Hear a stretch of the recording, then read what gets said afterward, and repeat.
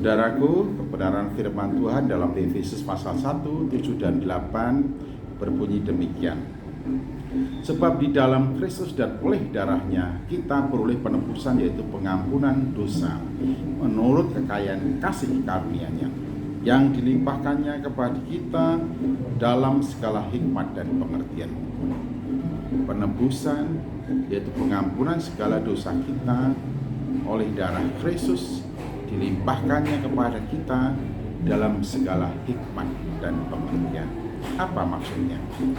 Bapak, Ibu, dan Saudara yang saya kasih dalam Tuhan Yesus Kristus, pengampunan dosa itu adalah kasih karunia Allah, yang bagaimana proses pengampunan itu diberikan kepada kita oleh darah Kristus atau melalui pengorbanan Kristus di atas kayu salib. Jadi nilai dan harga pengampunan itu adalah pengorbanan Kristus di atas kayu salib. Itu merupakan wujud kasih karunia Allah kepada kita semuanya. Jadi pengampunan segala dosa kita, pengampunan kita dari segala dosa-dosa kita, dan penebusan kita dari kuasa dosa, itu merupakan wujud kasih karunia Allah. Dan bagaimana kasih karunia Allah itu diberikan, dianugerahkan kepada kita, bagaimana Allah mewujudkan kasih karunia-Nya kepada kita, yaitu melalui pengorbanan Kristus di atas kayu salib, sehingga dikatakan oleh darah Kristus kita telah menerima penebusan, yaitu pengampunan dosa kita. Nah, lalu dikatakan itu dilimpahkannya kepada kita dalam segala hikmat dan pengertian.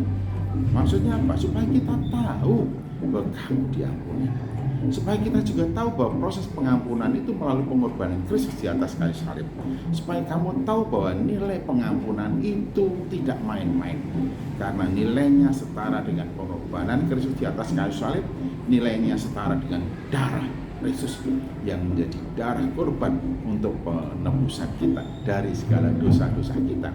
Jikalau kita tahu bahwa kita ini ditebus dengan harga yang mahal oleh dan melalui darah Kristus Yesus, kita harus sadar bahwa kita ini adalah orang tebusan.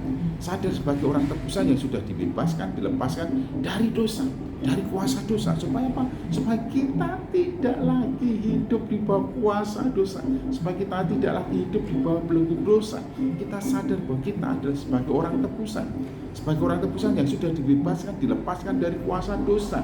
Kita tidak lagi hidup di bawah kuasa dosa, tetapi kita hidup di bawah kasih karunia Allah di dalam Tuhan Yesus Kristus.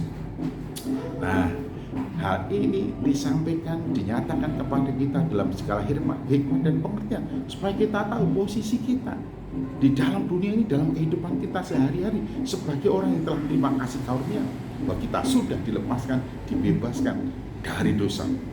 Jadi kita tidak lagi hidup untuk berbuat dosa.